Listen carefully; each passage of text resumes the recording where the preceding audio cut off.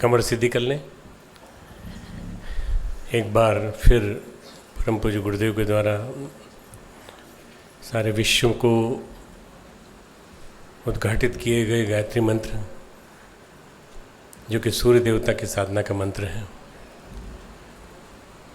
हम उस प्राण स्वरूप, सुख स्वरूप, दुख नाशक, श्रेष्ठ, तेजस्वी, पाप नाशक परमात्मा के दिव्य तेज को अंतरात्मा में धारण करें।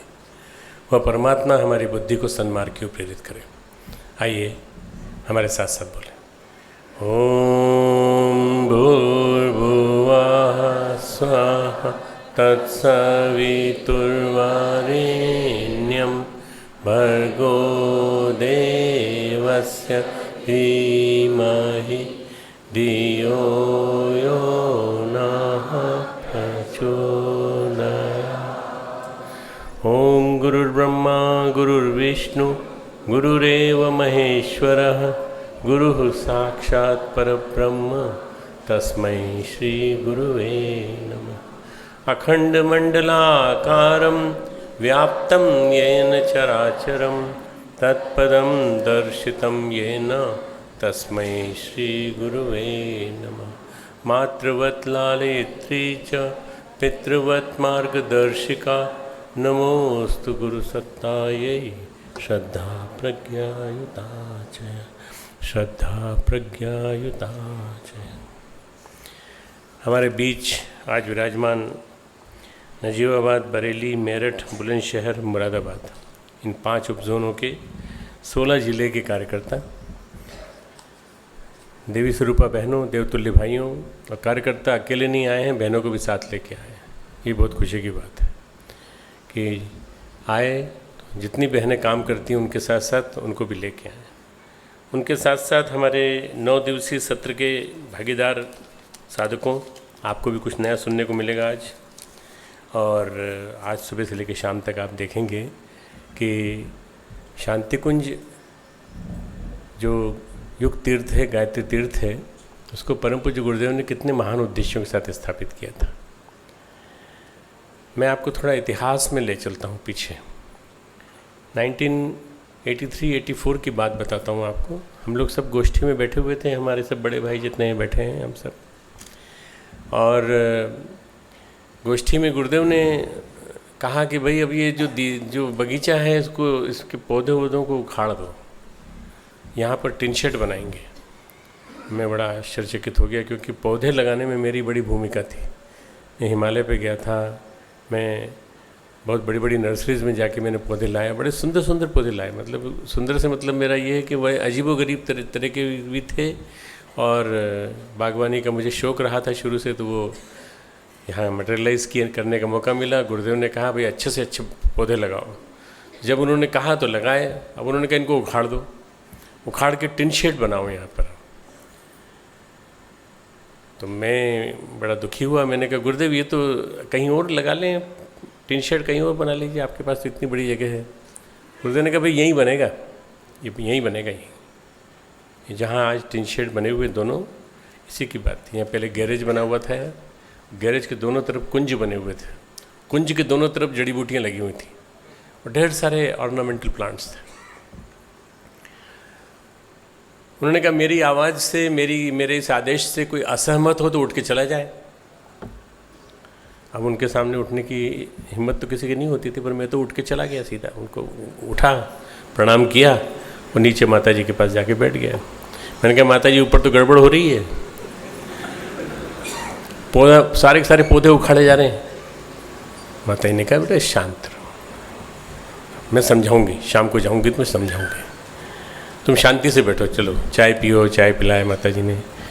उसके बाद ठंडक के दिन थे, माता जी ने पराठे खिलाए। और इतनी देर में ऊपर से बुलावा आ गया कि भाई प्रणव को ऊपर भेज दो। माता जी ने कहा देखो बुलावा आ गया ना, देखो गुरुदेव ने। मैंने कहा मान ली होगी बात उन्होंने मेरी। मैंने मान ली होगी कि नहीं मान ली होगी, तुम जाके बैठ जाओ चुपचाप ऊपर।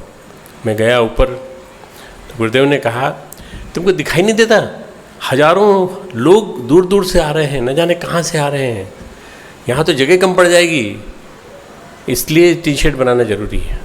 और तुम इसके लिए इसका विरोध करते हो, मेरा विरोध करते हो। मैंने कहा नहीं, मैं आपका विरोध नहीं कर रहा हूँ, मैं तो अपनी बात बता रहा था। मेरे जड़ी बूटी पौधों का क्या होगा? बोले तुम कहीं और लगा दो इनको। तो ये जो त्रिपदा ब्लॉक है, इसके पीछे हमने सारे जड़ी बूटियों को लगाया, उनमें से 80% मर गई क्योंकि लगाने के बाद फिर नहीं जिंदा रहती, 20% जिंदा रहीं। तो उसके बाद हम और लाए, फिर उसके बाद हमको फिर गायत्री कुंज मिल गया तो गायत्री कुंज में वहाँ लगा दी, तो जड़ी बूटियाँ तो लगती रहीं, कोई दिक्कत नहीं आई। मैं इसलिए कहानी सुना रहा हूँ कि इसके तुरंत बाद परम पूज्य गुरुदेव ने जो बात बताई थी कि यहाँ लोग आएंगे, उसको हम समझ नहीं पाते। वास्तव में हम लोग कभी कभी बाहर का स्वरूप देख करके समझ लेते हैं कि यही सब कुछ है, नहीं, ऐसा नहीं है। परम पूज्य गुरुदेव इसके अलावा भी बहुत कुछ थे और बड़े विशिष्ट थे, दैवी स्वरूप वाले थे, हम उनको नहीं जान पाते। मुझे ऐसा याद है, मैं जब यहाँ आया था 78-79 में, तो 80 या 81 के ज़माने में एक बहुत अच्छे संत जैसे पुरुष आए थे। परम पूज्य गुरुदेव से मिले, परम पूज्य गुरुदेव ने अंदर से मुझे बुलाया और कहा, सुनो भाई, इनकी बात सुनो, क्या कह रहे हैं। तो मैंने कहा आप सुन ली सर? बोले नहीं, मैंने सुन ली, अब तुम सुन लो। तो मैं बाहर ले गया उनको, बरामदे में, पीछे की तरफ का बरामदा था, और बाहर ले गया और मैंने कहा कि भाई साहब कुछ कहना चाहते थे आप? अरे बोले आपको मालूम नहीं है ये गुरुदेव कौन है आपके? साक्षात महाकाल आए हैं, और ये जो शांति कुंज है ना, ये शांति कुंज अभी तो इतना वैसा दिख रहा है, फिर बहुत बड़ा बनेगा, और ये चारों तरफ से दूर दूर से इसका प्रकाश जो है दूर दूर तक जाता है, इसका प्रकाश दूर दूर तक जाता है। रात को अंधेरे में लोग देवी देवता और जितने भी हैं ढूंढते ढूंढते आते हैं और यहाँ रात को निवास करते हैं। ये ऐसी जगह है। मैंने कहा ये बात आपने गुरुदेव को बताई? बोले उन्होंने, मैं तो सुना ही रहा था, परंतु उन्होंने आपको बुला लिया और आपको बुला के आपको सुनाने के लिए कहा। मैंने कहा गुरुदेव तो सब जानते ही हैं, तो उनको क्या जानने की ज़रूरत है? उनको वो बताए जिसको कि जान मालूम नहीं हो, तो उनको तो मालूम था सब। तो उन्होंने कहा कि नहीं, आप देखना, ये जीवंत जागृत तीर्थ है, और जीवंत जागृत तीर्थ होने के नाते यहाँ पूरे देश के, पूरे विश्व के सारे मानव महामानव सब आएंगे और यहाँ आकर के इस जगह को पावन करेंगे, इस जगह की पावन ऊर्जा से अनुप्राणित होकर के जाएंगे। मैंने उनको प्रणाम किया। मैंने कहा आप हैं कौन? बोले मैंने अनुष्ठान किए हैं काफ़ी, और मेरे पास एक सिद्धि है कि मैं पहचान लेता हूँ कि कौन कैसा है। तो मैंने अपने बारे में तो जानने की कोई इच्छा व्यक्त नहीं की, मैं तो गुरुदेव के बारे में जानने की इच्छा व्यक्त की। मैंने कहा तो बताओ भाई गुरुदेव के बारे में बताओ। अरे बोले मत पूछो भाई, महाकाल बोल दिया, इसके बाद क्या पूछते हो, अब तो तुम लगे रहो इनके साथ बस। मैंने गुरुदेव के पास आके कहा मैंने बात कर ली साहब इनके साथ। बोले अच्छा ठीक है। गुरुदेव का उद्देश्य पूरा हो गया मेरे से मिलाने का। मैं इसलिए ये घटना बता रहा हूँ ताकि आपको पता चले कि शांति कुंज कितना सुंदर जो गाया गया ना, उसके साथ आपको इसकी महिमा पता चले कि शांति कुंज क्या है, शांति कुंज क्यों हम आए हैं, हम लोग यहाँ शांति कुंज में रहते हैं तो हम लोग क्यों रहते हैं, और किस तरह से हम गुरुदेव की चेतना में स्नान करते हुए रहते हैं। भाइयों बहनों, उसी समय में गुरुदेव ने एक कठोर सूक्ष्मीकरण तप किया। उस कठोर सूक्ष्मीकरण तप के दौरान परम पूज्य गुरुदेव ने 4 अपने वीरभद्रों को जागृत किया। मैं सुनाना चाहता हूँ। 5 वीरभद्रों को जागृत किया। 5वें तो स्वयं थे वो, मतलब फिर से बताना चाहता हूँ। गुरुदेव ने कहा मैंने 5 वीरभद्रों को जागृत किया है। पहला वीरभद्र जो है वो विचार संशोधन में लगेगा, विचारों का परिवर्तन करेगा, विचारों का संशोधन करेगा, उनकी शुद्धि करेगा। ये पहले वीरभद्र का काम होगा, और ये वीरभद्र अपना काम चालू कर चुका है, और इसके बाद देखते देखते परिवर्तन दिखाई पड़ने लगेगा। दूसरा जो है नव निर्माण के लिए प्रचुर साधन जुटाएगा। जो नया निर्माण होना है, नया कंस्ट्रक्शन होना है, नया जमाना आना है, नया संसार बनना है, नया युग बसना है, इसके लिए जितने भी प्रचुर साधन की आवश्यकता पड़ेगी वो दूसरा वीरभद्र जुटाएगा। तीसरा वीरभद्र दुरात्माओं के लिए भय का वातावरण पैदा करेगा। मित्रों, कई लोगों की बुरी नज़र लगी है हम लोगों पर। कई लोग ईर्ष्यालु भी होते हैं, और कई लोग ऐसे होते हैं जो जानते हैं कि ये लोग किसी से पैसा लेते नहीं, इसके बावजूद भी इनके पास सब कुछ आता जाता चला जाता, तो निश्चित रूप से द्वेष तो होना स्वाभाविक है। तो इन सब दुरात्माओं के लिए, और इनके अलावा उन दुरात्माओं के लिए जो सारे संसार में अनावश्यक जो एक त्राही मची हुई है उसको पैदा करने में लगे हुए हैं, जिनकी नियति ही ऐसी है, जिनका अंदर से चिंतन ही ऐसा है, तमोगुणी स्वभाव के हैं, उनके लिए भय का वातावरण पैदा करेंगे। और चौथा जो वीरभद्र है वो समर्थ, सशक्त, मजबूत, परिस्थितियाँ बनाएगा, समर्थ सशक्त मजबूत परिस्थितियों का निर्माण करने में मदद करेगा तुम लोगों की। और 5वां वीरभद्र जो है वो तपश्चर्या करेगा, और वो तपश्चर्या में निरत रहेगा ताकि इन चारों को ऊर्जा मिलती रहे। और हम स्वयं 5वें वीरभद्र के रूप में 2099 तक यहाँ उपस्थित रहेंगे। हम और माता जी की यहाँ उपस्थिति रहेगी, और यहाँ से कोई हमें हटा नहीं सकता। हम यहाँ मौजूद हैं, हमेशा मौजूद हैं। तो मित्रों, ये 5 वीरभद्र की आप कल्पना कर सकते हैं कि 5 वीरभद्र के बारे में गुरुदेव लिख गए। ये अखंड ज्योति के अंकों में आया बराबर, और उसके बाद 1988 में गुरुदेव ने अखंड ज्योति लिखी तो पहला अंक निकाला उन्होंने शांति कुंज विशेष अंक। मैं आपसे चाहूँगा कि जनवरी 2088 का अंक आपको कहीं मिल जाए तो पढ़ना आप उसको। मेरा मन हो रहा है कि उसको मैं एक किताब के रूप में प्रकाशित कर दूँ। अभी किताब के रूप में प्रकाशित नहीं हुआ है। शांति कुंज की महिमा, अखंड ज्योति की महिमा, अखंड दीपक की महिमा, ये सारी की सारी उसमें लिखी है। और उसी में गुरुदेव ने लिखा है कि शांति कुंज ने अपने डैनों में, अपने इस कलेवर में वो चीज़ें छिपा रखी हैं जो धीरे धीरे करके निकलेंगी। किसी को अपना धैर्य छोड़ने की ज़रूरत नहीं है, बराबर नियमित रूप से। तो जनवरी 88 में मित्रों 1990 में श्रद्धांजलि समारोह हुआ। आप लोग सब दौड़े दौड़े चले आए गुरुदेव के महाप्रयाण के बाद। आपका आना यहाँ आना, हजारों लाखों की संख्या में आना, और उसके बाद उन सब की व्यवस्था होना, और उस सब को आपने अपनी आँखों से देखा है। आप में से कई लोग उसमें मौजूद थे। कई लोगों ने उसके अंदर बड़ा परिश्रम किया है, सार्थक परिश्रम निभाया है। और कलश यात्रा से लेकर यहाँ आना और यहाँ आकर के आपने वंदनीय माता जी के स्वरों से उनकी वेदना को सुना, और उसके बाद फिर उस ज़माने में जो गीत लिखे गए वो आज तक नहीं लिखे गए। ऐसे दर्दनाक गीत लिखे गए गुरुदेव के बारे में, वंदनीय माता जी के बारे में, मिशन के बारे में। वो सारा का सारा 1990 का हमारा श्रद्धांजलि समारोह। और उसके बाद फिर 1992 का 1992 का शपथ समारोह, और उसके बाद फिर अश्वमेधों की श्रृंखला। ये हमारे मिशन की एक विराट यात्रा है। 1999 में स्वामी कल्याण देव जी महाराज की उपस्थिति में भूमि पूजन और देव संस्कृति विश्वविद्यालय का भूमि पूजन, देव संस्कृति विश्वविद्यालय का 2002 से 2017 तक निकल के यहाँ तक आना, और एक अपनी यात्रा अच्छी बढ़िया विलक्षण यात्रा पूरी कर लेना, पूरे देश और पूरे विश्व को अपनी चपेट में ले लेना। ये सारी की सारी यात्रा इसलिए बता रहा हूँ कि ताकि आपका अनुमान रहे कि मैं आपके सामने क्या बताना चाहता हूँ। परम पूज्य गुरुदेव ने एक बात कही थी कि बेटा अब यहाँ तुम जो पैसा लेते हो 1 महीने वाले शिविर, हम लोग 1 महीने वाले शिविरार्थियों से पैसा लेते थे 82 तक, 100 रुपये जमा कराते थे, और शिविरार्थी भोजन भी करते थे और उनके बाकी सब आवश्यकताओं की पूर्ति वगैरह। उसके पश्चात गुरुदेव ने कहा सब बंद कर दो। तो हम में से कुछ बड़े भाइयों ने आग्रह किया कि गुरुदेव कैसे काम चलेगा, इन लोगों से जो पैसा आता है उसी से तो हम लोग सब कर पाते हैं पूरा। पर नहीं बेटा नहीं, तुम मत लो पैसा, तुम भगवान का काम करो, तुम मेरा बताए हुए निर्देशों के हिसाब से चलो, जनता अपने आप तुमको पैसा देगी। तुम्हारे आसपास का क्षेत्र जो है ये तुम्हारे भोजन की पूर्ति करेगा। ये बैठा है सामने, ये गुरुदेव के वाक्य थे। तुम्हारे आसपास का क्षेत्र तुम्हें अन्न देगा, तुम्हें शक्कर देगा, तुम्हें गन्ने देगा, तुम्हें गेहूँ देगा, तुम्हें चावल देगा, सब कुछ देगा। तुमको चिंता करने की जरूरत नहीं है।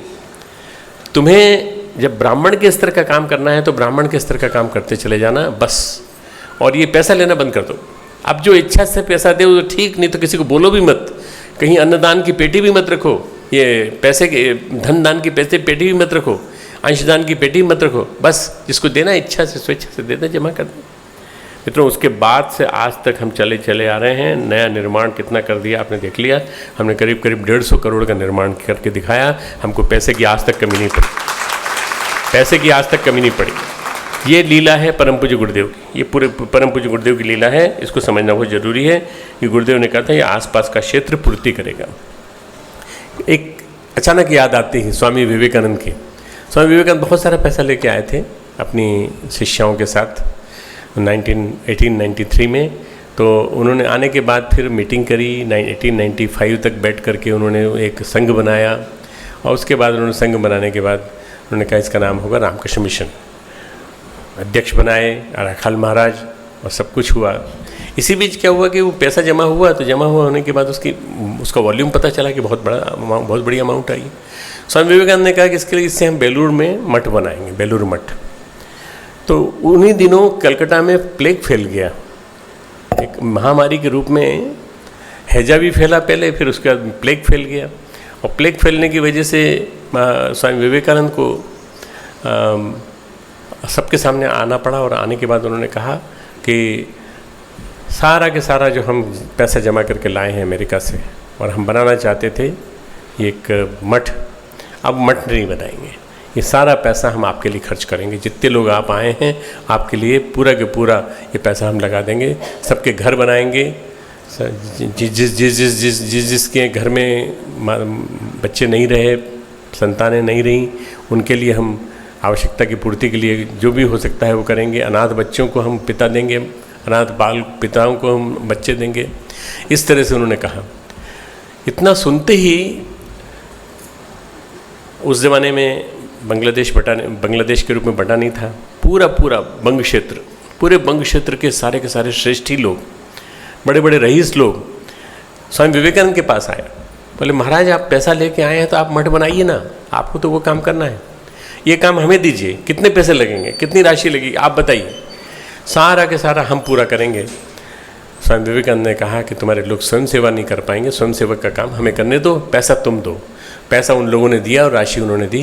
मित्रों, गुरुदेव ने जैसे कहा था कि बेटा तुम पैसा मत लो, जनता तुम्हारी पूर्ति करेगी, ऐसे स्वामी विवेकानंद के काम की पूर्ति भी जनता ने की, और जनता ने दिया पैसा और खूब दिल खोल के दिया, और देखते देखते वो सारा जो प्लेग का जो प्रकोप हुआ था वो शांत हो गया।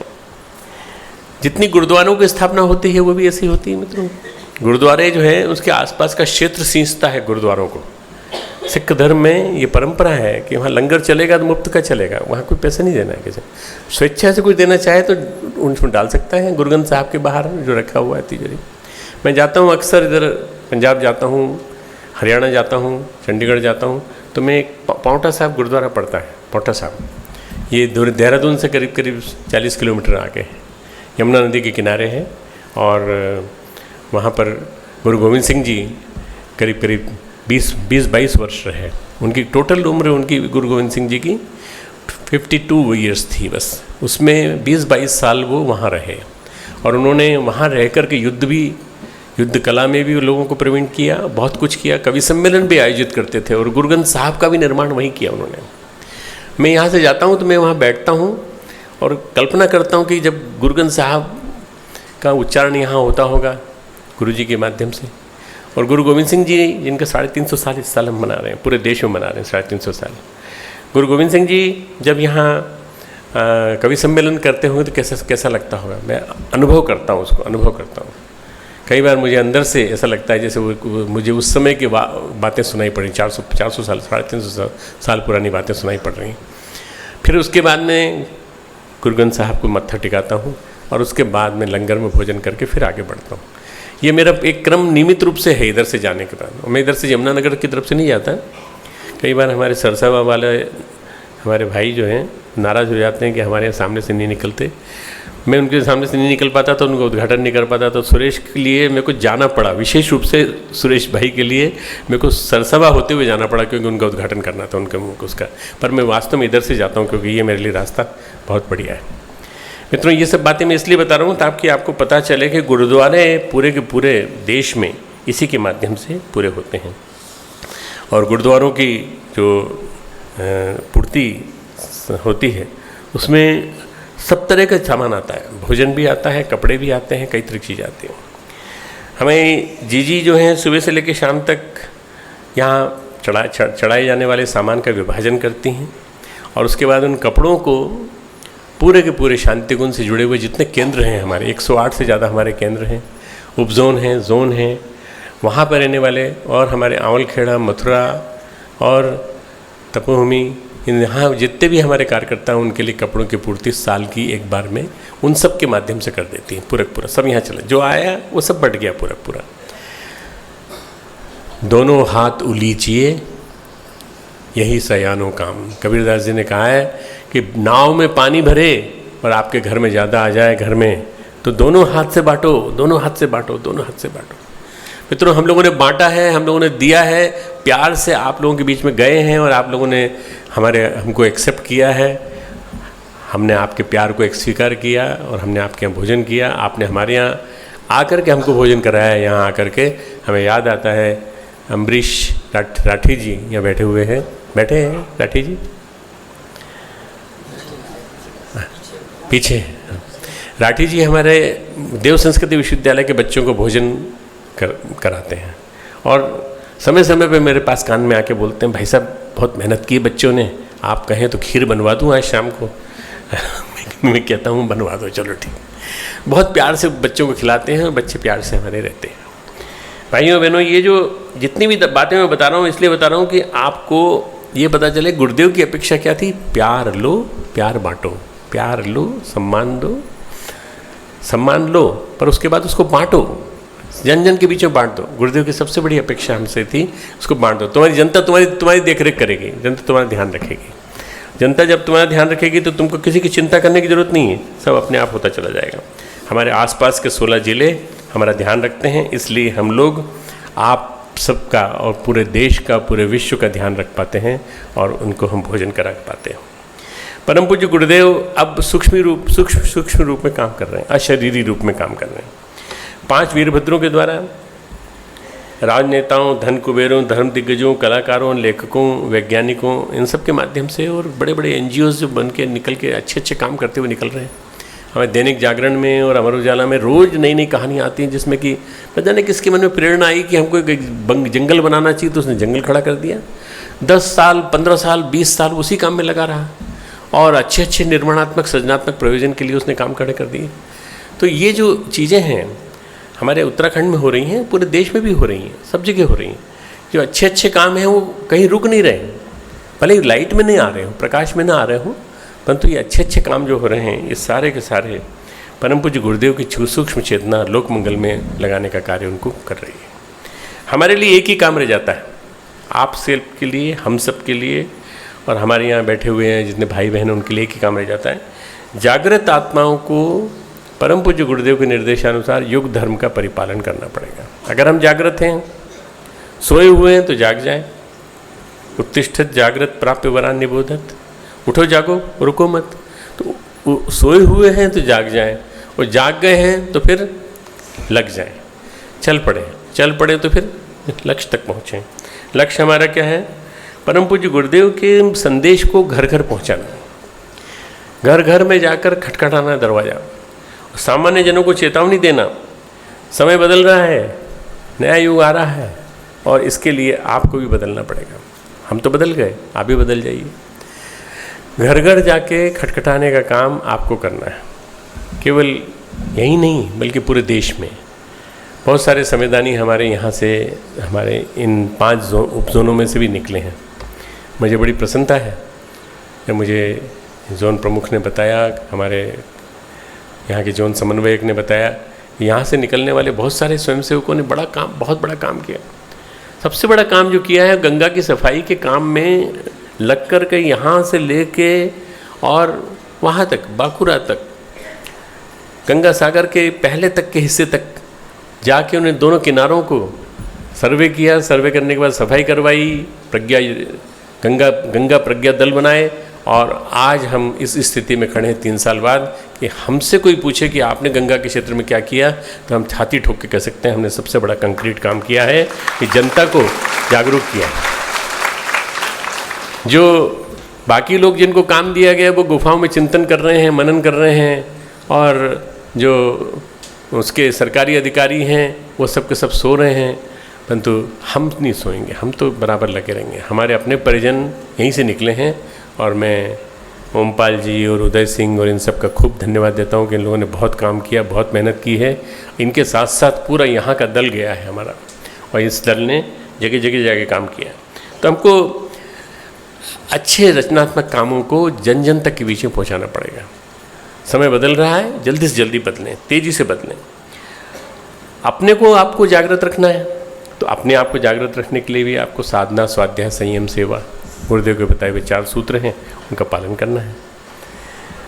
और ये नियमितता इनकी बनी रहना चाहिए। स्वाध्याय में नियमितता बहुत ज़रूरी है। स्वाध्याय से हमारे मस्तिष्क का पोषण होता है। स्वाध्याय से हमारे मस्तिष्क में विचारों का अंकुरण होने लगता है और निश्चित रूप से आपके पास अच्छे विचार आने लगते हैं।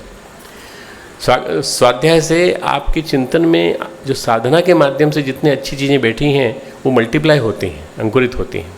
स्वाध्याय का मतलब होता है अच्छे विचारों में निरंतर रमण करना, निरंतर सद्विचारों में निरंतर रमण करना, निरंतर कहीं इधर से उधर विचार न होने पाए। स्वाध्याय की महिमा बड़ी महत्वपूर्ण है, बहुत महत्वपूर्ण। तो साधना, स्वाध्याय, संयम और सेवा। संयम को जीवन में उतारना, दूसरों को समझाएं उसके पहले खुद आप अपने जीवन में उतारो, फिर सेवा करो। सेवा के विभिन्न प्रोजेक्ट्स, हमारे सारे रचनात्मक प्रोजेक्ट जितने भी हैं, सारे के सारे जितने भी हम युवा क्रांति के माध्यम से जन जन तक पहुंचा रहे हैं।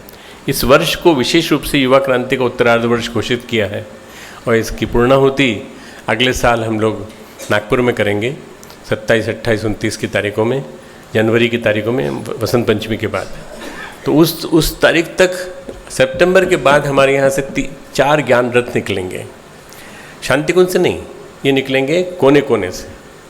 जम्मू से निकलेगा एक कन्याकुमारी से निकलेगा, एक जैसलमेर से निकलेगा और एक ईटानगर से निकलेगा। 4 दिशाओं से निकलेंगे। पूरे देश का मंथन करते हुए ये नागपुर पहुँचेंगे और नागपुर में जाकर के इसकी पूर्णाहुति होगी, जहाँ हमारा ऐसा अंदाज है करीब 2-2.5 लाख युवा इकट्ठे होंगे एक साथ और इनको संकल्पित कराया जाएगा देश के पुनर्निर्माण के लिए, नवनिर्माण के लिए।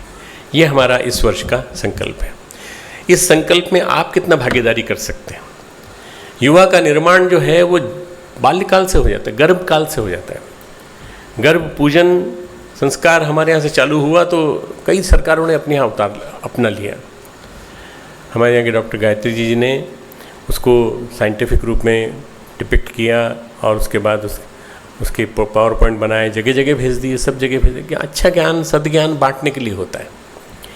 सद्ज्ञान बांटो और जो अच्छा काम कर रहा है उसकी तारीफ करो, बहुत अच्छा काम कर रहे हो तुम, बहुत अच्छा काम कर। बस ये 2 काम आदमी करता रहे तो उसको निश्चित रूप से मान के चलना चाहिए कि उसको पुण्य का भागी बनेगा। कई लोगों को दूसरों की तारीफ करने में बड़ा संकोच लगता है कि मैं तो सबसे अच्छा काम कर रहा हूँ, ये लोग कहाँ काम कर रहे हैं बताइए। ऐसा नहीं, आप दूसरों की तारीफ करिए, झूठी तारीफ मत करिए, चापलूसी मत करिए, बस तारीफ करिए।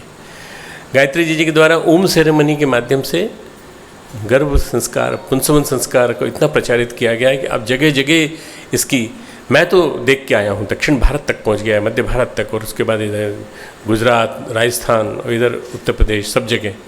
और अभी हमारी मुलाकात तय है उत्तर प्रदेश के मुख्यमंत्री से, उनसे भी हम जाके बात करेंगे कि पूरे वहाँ के सारे ज़िलों में इसको प्रचारित कर दें, ताकि वहाँ के अधिकारियों के माध्यम से, आंगनवाड़ियों के माध्यम से जो इतने प्रकार के प्रोजेक्ट हो सकते हैं, उसमें बच्चों की सुरक्षा, लड़के और लड़कियाँ जो पैदा होते हैं उनकी सुरक्षा, इसी से रुकेगा फीमेल फिटिसाइड, इसी से भ्रूण हत्या रुकेगी।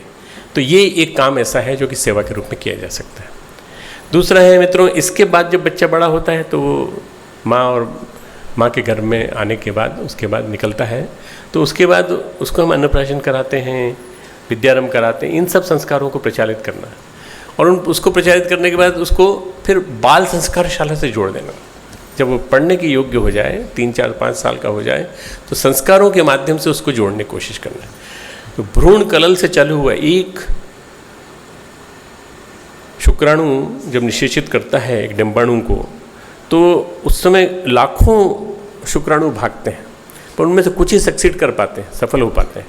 और जब उसको देखा जाए तो पिन की नोक पर करीब करीब हजारों लाखों बैठे होते हैं, पर उनमें से एक ही सफल हो पाता है वो निषेचन कर पाने में, फर्टिलाइजेशन कर पाने में। और वो सफल हो गया तो उसने फिर बालक को जन्म दिया, बालिका को जन्म दिया। इसमें न तो किसी माँ का कोई पक्षपात है, न पिता का पक्षपात है कि बालिका को क्यों जन्म दिया, बालक को क्यों जन्म दिया। ये सारा प्रकृति का खेल है पूरा पूरा। और जब बाहर आता है या बाहर आती है बालिका, तो उसको फिर संस्कार देना आपका काम है। इसके लिए बाल संस्कार शालाओं का प्रचलन जगह जगह।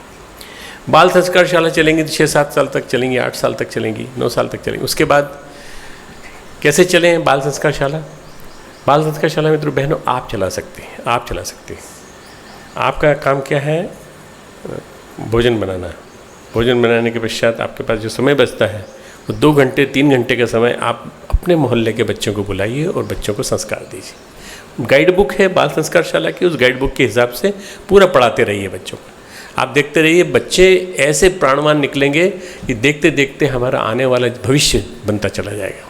यही बच्चे बनेंगे किशोर, तो किशोर लड़कों और किशोरी लड़कियों के लिए, इन दोनों के लिए हम चाहते हैं कि हम प्रशिक्षण चलाएं। मैं अभी एक शिरडी में कन्या कौशल सत्र संबोधित करके आया हूँ। मैं और जी दोनों गए थे और बहुत सुंदर वातावरण, शिरडी के साईं बाबा का मंदिर, उसके पास का जो भूमि है उसमें उन्होंने जगह दी थी और 5000 लड़कियाँ आई थी, 5000 लड़कियाँ पूरे देश की।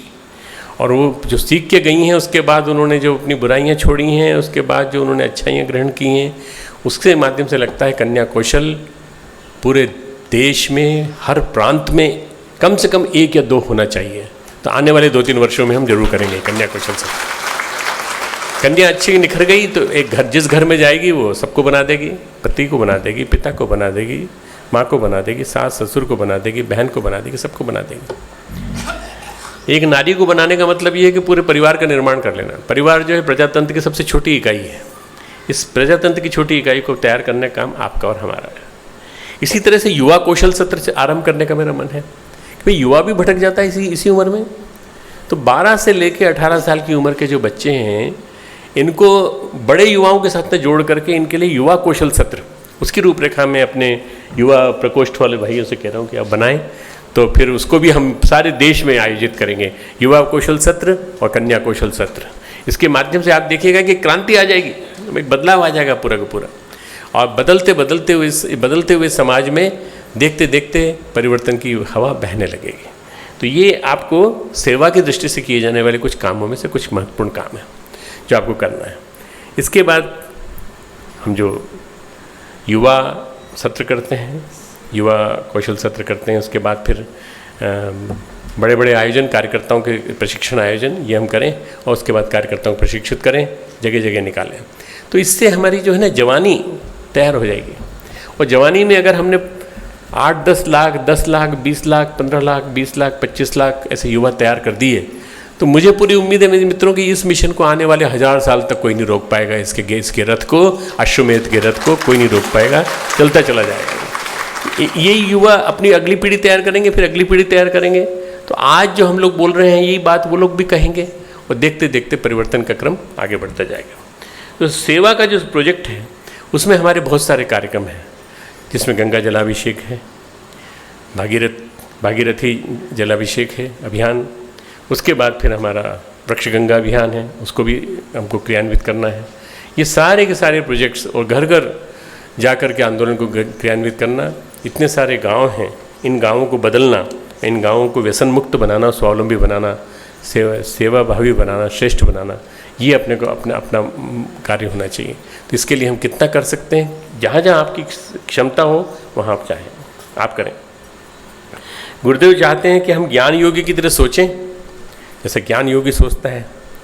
परम पूज्य गुरुदेव ने, भगवान श्री कृष्ण ने गीता में कहा है कि जो ज्ञान योगी होते हैं वो मेरा ही चिंतन करते रहते हैं, मेरी ही चर्चा करते हैं, जहाँ जाते हैं मेरी ही चर्चा करते हैं।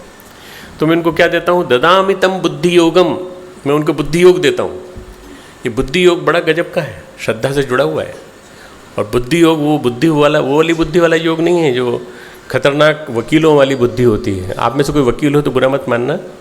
खतरनाक वकीलों वाली बुद्धि, लड़ाने वाली बुद्धि एक दूसरे को, वो वाली, वो नहीं। ऐसी बुद्धि जो श्रद्धा से जुड़ी हुई हो, योग जिसका योग आत्मा और परमात्मा के मिलन से हो रहा हो। ददामि तम बुद्धि योगम। कर्म योगी की तरह काम करें, योग कर्मसु कौशलम, योगी की तरह काम करें, कर्म योगी की तरह काम करें। और भक्ति योगी की तरह भावना उभारें लोगों की, भक्ति योगी की तरह भावना उभारें। गीता में 3 पार्ट है, पहले से लेकर 6वां अध्याय कर्म योग, 7वें से लेकर 12वां अध्याय भक्ति योग और 13वें से लेकर 18वां अध्याय ज्ञान योग। मित्रों, मैं आपसे भी प्रार्थना करूंगा कि आप में से जिन जिन को अगर रुचि हो तो आप युग गीता तो पढ़िए। युग गीता तो नियमित रूप से हर अखंड ज्योति के अंक में आ रही है और पुरानी भी आ चुकी हैं। 4 किताबों के रूप में आ चुकी है, 4 किताबों के रूप में छपने जा रही हैं, तो 8 किताबें के माध्यम से आपको मार्गदर्शन मिलेगा। पर इससे ज़्यादा ज़रूरी क्या है, आप गीता को जीवन में उतारिए, गीता पढ़िए, गीता के माध्यम से सीखिए। भगवान कृष्ण गीता में मनोबल को बढ़ाने वाली कितनी बड़ी बड़ी बातें कहते हैं। अर्जुन जैसे मनोरोगी को ठीक कर देते हैं, अर्जुन डिप्रेशन में चला गया उसको भी ठीक कर देते हैं। कुतस्त्वा कश्मलमिदम विस्मय समुपस्थितम अनार्यजुष्टम अस्वर्गम अकीर्तिकरम अर्जुन। हे अर्जुन तो कहाँ से इसमें चला गया है असमंजस में, मैं इनको मारूं कि नहीं मारूं, मैं मारूं कि नहीं मारूं, युद्ध करूं कि नहीं करूं। ये नहीं, तू कर, युद्ध कर। और उसके लिए पूरा का पूरा उसको लताड़ लगाते हैं, लताड़ लगाने के बाद समझाते हैं, तब वो कहता है मैं शिष्य बन गया आपका, शिष्यस्ते हम शादी माम त्वाम प्रपन्नम, मैं शिष्य बन के आपकी शरण में आया हूँ, आप मुझे मार्गदर्शन दीजिए। फिर विराट रूप दिखाते हो, विराट रूप दिखाने के बाद बदल जाता है पूरा उसका चिंतन। इसके पहले मित्रों 6ठे अध्याय में एक बहुत अच्छी सुंदर बात आई है जो मैं बताना चाहता हूँ। उन्होंने एक बात जो कही है, उद्धरेद आत्मना आत्मानम नात्मानम अवसादेत, अपने मन को, अपने आत्मा को कभी निराशा में मत जाने दो। ये जीत का मंत्र है, ये जीत का, विजय का मंत्र है, हर जगह सक्सेसफुल होने का मंत्र है। नात्मानम अवसादेत, अपनी आत्मा को, अपने मन को अवसाद की स्थिति में न जाने दें। क्या करें, उद्धरेद आत्मना आत्मानम, अपना उद्धार स्वयं करें। हम लोगों को लगता है कोई बाबा जी उद्धार करेंगे, हम लोगों को लगता है कोई मंदिर उद्धार करेगा, हम लोगों को लगता है कोई और उद्धार करेगा, कोई और नहीं करेगा। आपका उद्धार केवल आपका मन करेगा, आपके विचार करेंगे। आत्मै हूँ आत्मनो बंधु, आत्मै रिपु आत्मनः, 6ठे अध्याय का 6ठा और 7वां श्लोक है। मन का मन ही मित्र है, मन का मन ही शत्रु है। दुनिया भर के मित्रों को ढूंढेंगे तो बहुत दिक्कत पड़ जाएगी। अरे अपने मन को अपने अंदर ढूंढो, तुम्हारा मन ही तुम्हारा मित्र है, उसी से परामर्श करो। आत्मचिंतन, आत्मपर्यवेक्षण, आत्मनिरीक्षण, आत्मसुधार, आत्मविकास, ये सब यहीं छुपा पड़ा है। अपने आप से करो। जब तक चिंतन नहीं करोगे, मनन नहीं करोगे, तब तक पता नहीं चलेगा आपको। तो मित्रों, ये जो गीता है ये आपको अपने जीवन का अंग बनानी चाहिए। भले ही दो श्लोक पढ़ो रोज, तो मन लगा के पढ़ो। 15 मिनट लगेंगे, 20 मिनट लगेंगे, तो धीरे धीरे करके आपका शौक पैदा हो जाएगा। और वो शौक वैसा पैदा हो जाएगा कि गीता आपके जीवन में कई अच्छी चीज़ें ले आएगी, कई अच्छी चीज़ें। निराश कभी नहीं होंगे, कभी दुखी नहीं होंगे, कभी आपको किसी ने कुछ गलत कह दिया तो कभी आपके मन में कोई बात नहीं आएगी। हाँ, आपके मन में हमेशा रहेगा, उसके प्रति भी खुशी का भाव रहेगा। यो माम पश्यति सर्वत्र सर्वम च मयि पश्यति, जो मुझे सब और देखता है, मैं उस सब जगह मैं ही दिखाई पड़ता हूँ उसको। इस तरह से भगवान की ये जो एक अनुदान, भगवान का बहुत बड़ा अनुदान है। गीता भगवान का बहुत बड़ा अनुदान है। 5000 साल पहले उन्होंने दिया कुरुक्षेत्र में, और उसके बाद वो अनुदान हमें दे गए अर्जुन के माध्यम से। तो हमें कृतज्ञ तो होना चाहिए श्री कृष्ण का और अर्जुन का, कि उनके माध्यम से हमारे पास गीता का ज्ञान आया। आज हमारे श्री कृष्ण, हमारे परम पूज्य गुरुदेव योगेश्वर, और वो विराजमान है सूक्ष्म रूप में, वो हमें बराबर मार्गदर्शन दे रहे हैं कि तुम भी इसी संदेश के आधार पर चलो जो मैं इतना से कुछ। वैसे गुरुदेव ने जितना लिखा है वो गीता है पूरा। गुरुदेव की लिखी हुई 3200 किताबें गीता है। परम पूज्य गुरुदेव का लिखा हुआ सारा चिंतन, सारा वांग्मय गीता है। यदि आप उसको पढ़ लें तो आपका चिंतन बदल जाएगा। मित्रों, पढ़िए, स्वाध्याय करिए, स्वाध्याय करिए। स्वामी विवेकानंद अपने निकटस्थ लोगों को कहते थे, किन्हीं व्यक्तियों को अपने जीवन में ज्ञान, कर्म, भक्ति तथा योग में से किसी एक का मार्ग का अवलंबन काफ़ी हो सकता है, पर हम जैसे सेवा में निष्ठ लगे हुए प्राणवान परिजनों को तो इन सभी को अपने जीवन में उतारना पड़ेगा। मैं फिर से बताता हूँ कौन कौन सी चीज़ें। ज्ञान, कर्म, भक्ति तथा योग पूरी तरह से अपने जीवन में हमको उतारना पड़ेगा इनको। गुरुदेव ऐसा चाहते हैं कि हमारा व्यक्तित्व ऐसा बने कि हमारे पास आने वाले व्यक्ति को ऐसा लगे कि गर्मी के दिनों में आम के बगीचे में आ गया हो। कितना अच्छा लगता है। यहाँ से अगर जाओ नजीबाबाद और उसके बाद आगे और तो अमराइयाँ मिलती हैं। हम तो भाइयों सब लोग वक्त तो होटल में भोजन करते हैं, हम तो अमराई में भोजन करते हैं। अमराई में भोजन करने का एक अलग ही आनंद। हम यहाँ भी अमराई में अपना चेतना दिवस भी मनाते हैं और होली का भी मनाते हैं, दीपावली भी का बाद में मिलन करते हैं, यही करते हैं मित्रों से।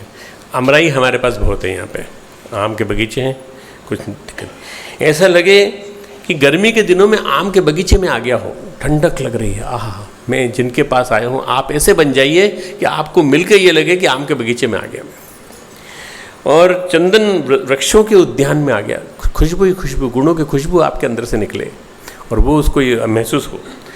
कल्प वृक्ष के पास आ गया हो, ऐसा लगे जहाँ सद्विचारों के स्वर्ग की अनुभूति हो। नहीं तो गीता में भगवान कृष्ण ने अर्जुन को अपना विराट रूप दिखाया और ये कहा ददामितम। वो बोलते हैं कि ये जो देख नहीं पा रहा हूँ मैं आपको, आपने इतना बड़े विराट रूप की बात कही है।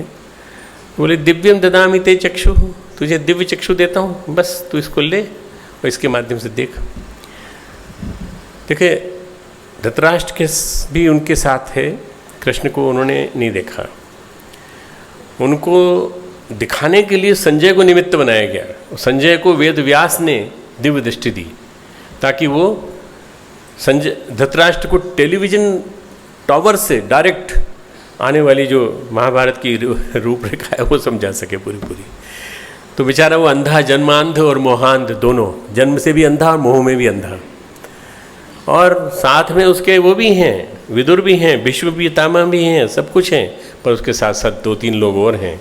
शकुनी भी है, दुर्योधन भी है, दुशासन भी है, ऐसे पापी लोग भी उसके साथ हैं, धृतराष्ट्र के साथ। उस धृतराष्ट्र को दर्शन नहीं होते, दर्शन होते हैं अर्जुन को। अरिजु न, जो टेढ़ा न हो, अरिजु यानी टेढ़ा, न सीधा साधा हो, सज्जन हो, टेढ़ा मेढ़ा नहीं हो। बात करे तो धूर्तता से करे, बात करे तो लगे अपनी अपनी अपनी अपनी हम पे थोप रहा है। अरिजु न, बस अर्जुन बन जाओ। अर्जुन बन गए तो कृष्ण की शक्ति मिल जाएगी। उस विराट पुरुष को दिखाते हैं जिसके असंख्य सिर हैं, जिसके असंख्य हाथ हैं। वो विराट रूप देख करके तो चौंधिया जाता है पूरी तरह से, उसको लगता है कि मैं कहाँ आ गया, भगवान ने मुझे क्या दिखा दिया। ये असंख्य आयुध हैं, न जाने क्या क्या है, पूरा वो सब देखने के बाद तो दिल एक है, दिल एक है। इस गायत्री परिवार मिशन का विराट रूप आप देखेंगे तो न जाने कितनी चीज़ दिखाई देंगी आपको, पर दिल एक है और वो दिल गुरुदेव और माता जी का है। बस ये ध्यान रखना, वही दिल आपको आपके अंदर भी धड़कना चाहिए, वही दिल परम पूज्य गुरुदेव धड़का रहे हैं हर जगह, और वही आपके संगठन का प्राण है। यदि आपकी भावनाएं एक होंगी तो आप गुरुदेव से एकाकार हो जाएंगे। यदि आपकी भाव संवेदनाएं गोंदनीय माता जी और गुरुदेव से मिलेंगी तो आप पूरी तरह से उनकी बात कहेंगे। जहाँ जाएंगे अपनी बात नहीं कहेंगे, अपनी बात नहीं, हम गुरुदेव माता जी का संदेश लेके आए हैं, हम गुरुदेव माता जी की बात करने आए हैं। तो जितने भी हमारे सब कार्यकर्ता भाई यहाँ बैठे हैं, जो शिवरार्थी भाई यहाँ बैठे हैं, सभी को एक संदेश कि एक ही दिल हमें हमारे दिल में धड़कना चाहिए, वो गुरुदेव का दिल है। बस उसी धड़कन के माध्यम से, भाव संवेदना के माध्यम से हम अपने संगठन को जिंदा रखें और संगठन को घर घर पहुँचाने की कोशिश करें। विचार अलग अलग हो सकते हैं परंतु भावनाएं एक हो। हमारे विचार अलग अलग हो सकते हैं, विचारों में परिवर्तन हो सकता है, विचारों में हो सकता है किसी में थोड़ा सा मतभेद हो, पर मनभेद नहीं होना चाहिए। भावनाएं एक हो, भाव हमारे एक होना चाहिए। परम पूज्य गुरुदेव ने 1967 में 1967 में किताब लिखी थी महाकाल और उसकी प्रत्यावर्तन प्रक्रिया। उसकी लेखमाला लिखी थी अखंड ज्योति में और उसके बाद उसी को किताब का रूप दिया था। वो किताब उपलब्ध है, आप देखिएगा उसको, बहुत गजब की किताब है, पढ़ने लायक किताब है। आप पढ़ेंगे तो आपका अंदर से बाहर तक आपका अंतर जगत पूरा का पूरा हिल जाएगा यदि आप समझेंगे उसको तो अच्छी तरह से। उसमें गुरुदेव ने एक श्लोक दिया है, सहस्त्र शीर्षा पुरुष सहस्त्राक्ष सहस्त्रपाद सभूमि गुण, जो पूरा श्लोक है वो है जो पुरुष सूक्त का है। उन्होंने कहा है अपनी व्याख्या, जो व्याख्या की है उनकी वो अलग है। युग को बदलने वाला जब भगवान आता है, युग को बदलने वाला भगवान जिस समय आता है, संभवामि युगे युगे, उसकी असंख्य आँखें होती हैं, असंख्य सिर होते हैं, असंख्य हाथ पैर होते हैं। ये रहे सामने असंख्य हाथ पैर, असंख्य सिर, ये आप बैठे हैं। उस अवतारी स्वरूप के आप सब एक प्रतिबिंब हैं, आप एक हिस्से हैं। परम पूज्य गुरुदेव ने कहा मेरे अंग अवयवों से मैं कहना चाहता हूँ, तो अंग अवयव कौन है? आप सब। आप जो आए हमारे नज़दीक के जिलों से वो सब, और जो हमारे शिविर में आए वो लोग, और जो सुन रहे हैं इसको वो सब।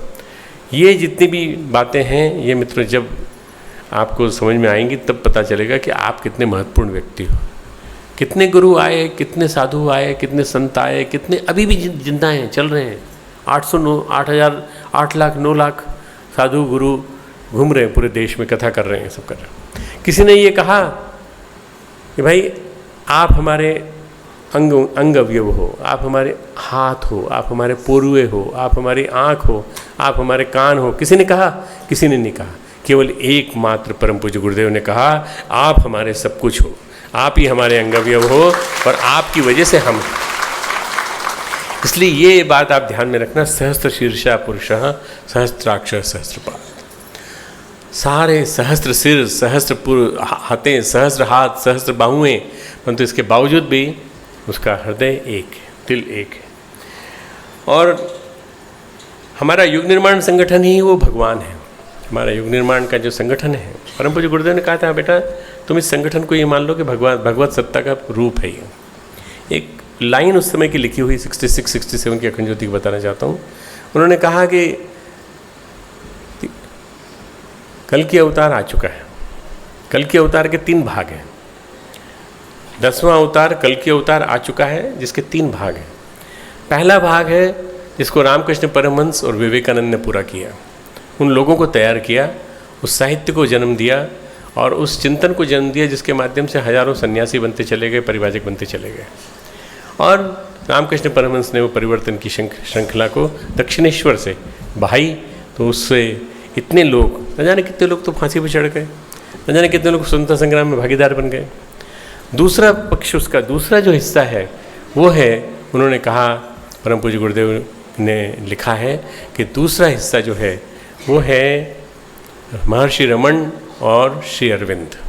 महर्षि रमन और श्री अरविंद ने सूक्ष्म जगत को प्रचंड तप से अनुप्राणित किया, तब जाकर के इतना सब कुछ बना है, ये खड़ा हुआ है। तो सूक्ष्मीकरण के माध्यम से जो परम पूज्य गुरुदेव ने किया तीसरे स्थान पर, वहाँ वो लिखते हैं इसका तीसरा भाग है युग निर्माण योजना। कितने विनम्र हैं गुरुदेव, स्वयं को अपने बारे में कुछ नहीं लिखते, कहते हैं हम सब ये 3 भाग मिलकर के कल के अवतार का स्वरूप बनते हैं, और जब इसका प्ररूप स्वरूप दिखाई देगा आने वाले 100 वर्षों में, तब लोगों को समझ में आएगा कि कितना विराट रूप था। मित्रों, हमें अपने संगठन पे विश्वास रखना चाहिए, संगठन पे नाज होना चाहिए हमको। हमारा संगठन सबसे विलक्षण है। मुझे ढेर सारे लोग मिलते हैं, ढेर सारे बड़े बड़े लोग मिलते हैं, बड़े बड़े महापुरुष मिलते हैं, मुझे ऐसे लोग भी मिलते हैं जो बड़े बड़े संगठनों को लीड कर रहे हैं। जब वो मुझसे बोलते हैं कि डॉक्टर साहब हैं तो बहुत सारे संगठन पूरे देश में और विश्व में भी, परंतु अगर कोई संगठन है जो सारी मानव जाति को बदल सकता है, वो केवल गायत्री परिवार है। और क्या,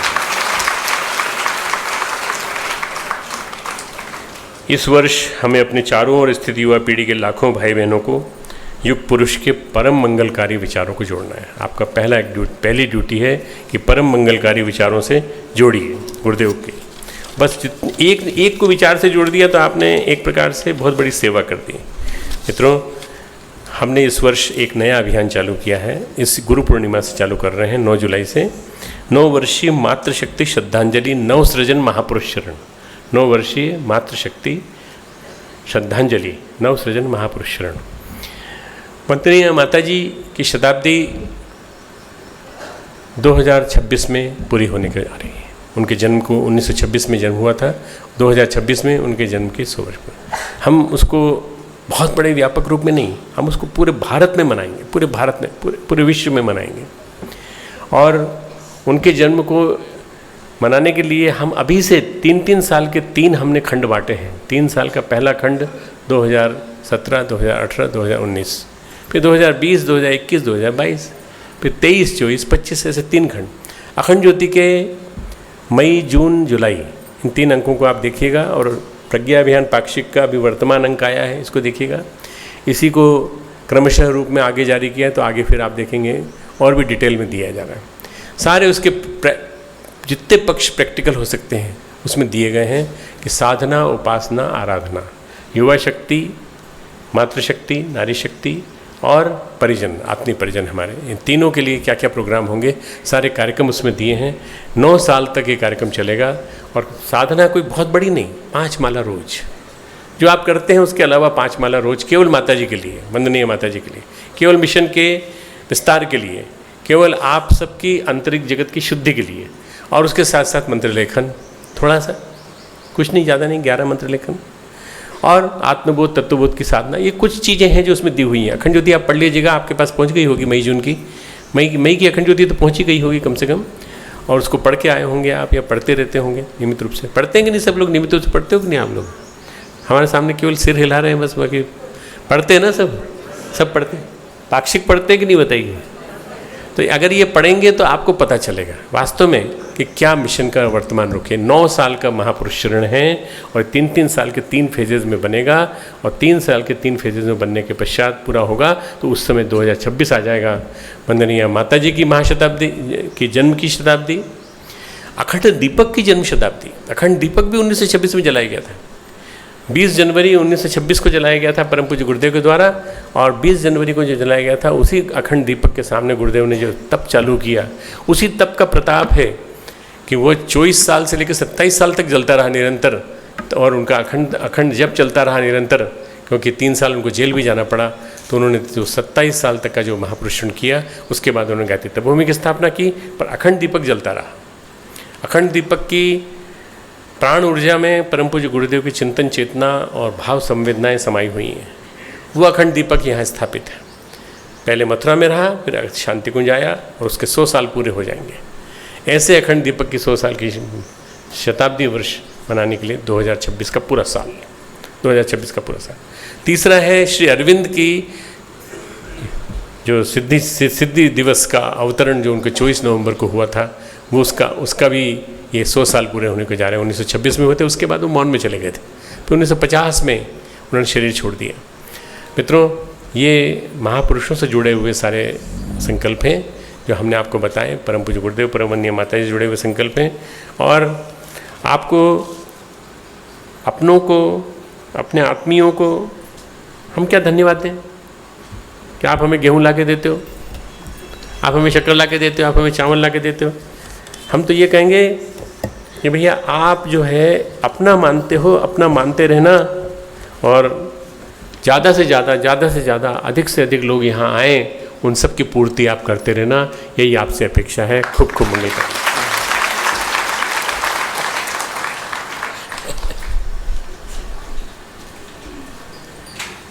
बोलिए परम पूज्य सदगुरुदेव की। श्रद्धेय डॉक्टर साहब का बहुत बहुत साधुवाद। ये कुछ बातें थीं भाइयों बहनों जो हम सबको पुनः स्मरण दिलाई श्रद्धेय डॉक्टर साहब ने, कि पूज्य गुरुवर ने, युग पुरुष ने हम सबसे क्या अपेक्षाएं की हैं। और जब गुरुवर की बात करते हैं तो उनकी काया के रूप में शांति कुंज है जहाँ वो निवास करते हैं, जहाँ के कण कण में आप स्वयं अनुभव करते होंगे कि जब आप रात्रि को विश्राम करते हैं तो लगता है रात्रि को कोई आकर हमारा मन मस्तिष्क पड़ गया, और प्रातः से ही आपको आपके अनुकूल बातें दिखाई देने लगती हैं। पूज्यवर का समाधि स्थल और यहाँ की प्रत्येक रचना हम सबको बहुत अंतरंग से जोड़ती है। तो पूज्यवर की काया के प्रति आप जिस तरह सेवा के भाव से लगे हुए हैं, श्रद्धेय डॉक्टर साहब ने आपके उस मनोबल को, आपकी भावना को, आपकी श्रद्धा को आगे बढ़ाया। मैं आप सबकी ओर से साधुवाद करता हूँ श्रद्धेय डॉक्टर साहब का, कि जिन्होंने हम सबका मार्गदर्शन किया। और इसके बाद आगे का क्रम प्रारंभ होगा।